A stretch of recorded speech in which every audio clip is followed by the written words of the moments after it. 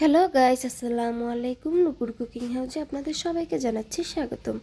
আজকে আমি আপনাদের সাথে শেয়ার করব টক ঝাল মিষ্টি জলপাইয়ের আচার। এটা চুলা থেকে নামানো মাত্রই ফুরিয়ে যাবে এমন একটি আচার। এখানে আমি 1 কেজি পরিমাণ জলপাই ধুয়ে পরিষ্কার করে রেখেছি।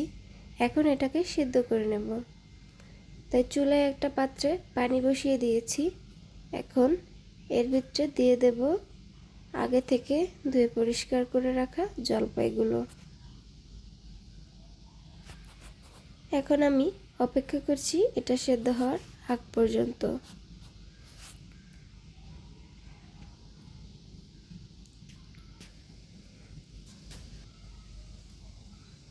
জলপাইগুলো আমার সেদ্ধ হয়ে গেছে। এই যে এরকম ফেটে গেলে বুঝবেন জলপাইগুলো পারফেক্টভাবে সেদ্ধ হয়ে গেছে।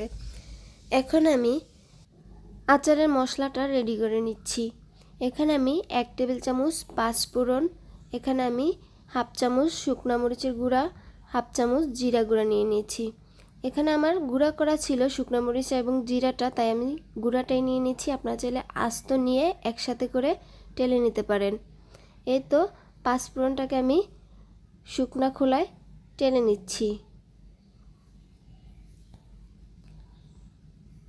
হালকা করে টেলে নিচ্ছি, বেশি লালচে করে টালার প্রয়োজন নেই, তাতে করে কালারটা নষ্ট হয়ে যাবে। এই তো আমার টালা হয়ে গেছে। এখন আমি গুঁড়ো করে নিয়েছি। এখন আগে থেকে সেদ্ধ করে রাখা জলপাইগুলোকে হালকা ম্যাশ করে নিচ্ছি। খুব বেশি ম্যাশ করা যাবে না, ঠিক এভাবে করেই সবগুলো জলপাইকে আমি ম্যাশ করে নিচ্ছি।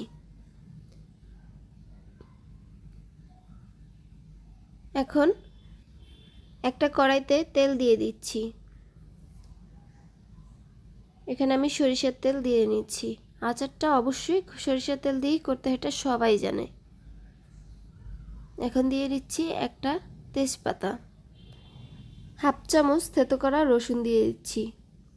এখন এটাকে হালকা ভেজে নেব।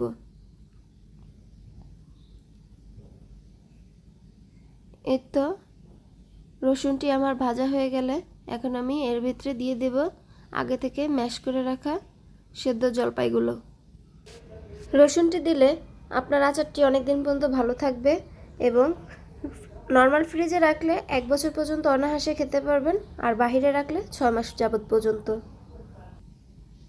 জলপাইগুলোকে এখন আমি তেলের সাথে ভালো করে মিশিয়ে নিচ্ছি।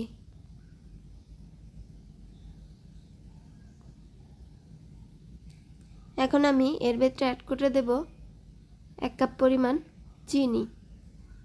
চিনিটা আপনারা আপনাদের স্বাদ অনুযায়ী কমিয়ে বানিয়ে নেবেন।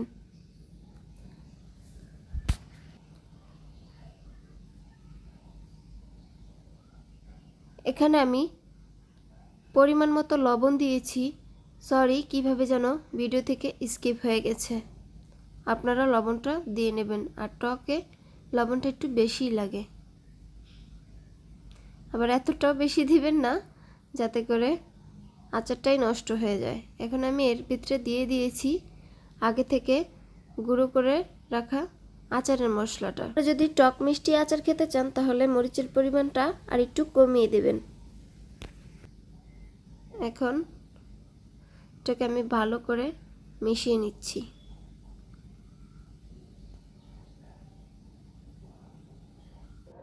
এখন এখানে আমি অ্যাড করে দিচ্ছি 2 টেবিল চামচ ভিনেগার বা সাদা সিরকা।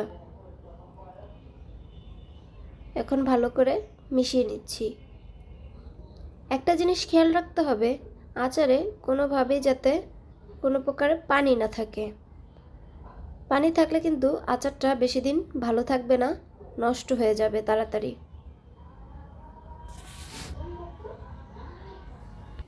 এবং খুব ভালো করে এটাকে রান্না করবেন, একদম লালচে লালচে করে, এতে করে বেশি দিন আচারটা ভালো থাকবে। আর যদি চান যে না এটাকে আমি এখনই খেয়ে ফেলবো, তাহলে এত বেশি জাল করার প্রয়োজন নেই। তো আচারটা আমার লালচে লালচে হয়ে আসছে, অলরেডি আচারটা আমার হয়ে আসছে, তেল বেরিয়ে আসছে, দেখতেই পাচ্ছেন। আচারটা যখন পারফেক্টভাবে হয়ে আসবে তখন এমনিতেই প্যানের গা থেকে উঠে আসবে। আর দেখতেই পাচ্ছেন আমার খুরচুন লাগানোর সাথে সাথেই আচারগুলো উল্টে পাল্টে যাচ্ছে। তার মানে আচারটি আমার জাল করা হয়ে গেছে এবং কালারটাও চেঞ্জ হয়ে আসছে। কি সুন্দর একটি কালার হয়েছে। তো এই তো এভাবে করে আমি আর 1 থেকে 1.5 মিনিট এটাকে রান্না করে নেব, তারপরই নামিয়ে নেব। তো যদি ভিডিওটি ভালো লেগে থাকে তাহলে অবশ্যই ভিডিওটিতে লাইক দেবেন, কমেন্ট করবেন, শেয়ার করবেন। আর যদি আপনি আমার চ্যানেলে নতুন হয়ে থাকেন তাহলে অবশ্যই সাবস্ক্রাইব করবেন। আজকের মতো বিদায় নিয়ে নিচ্ছি। আসসালামু আলাইকুম।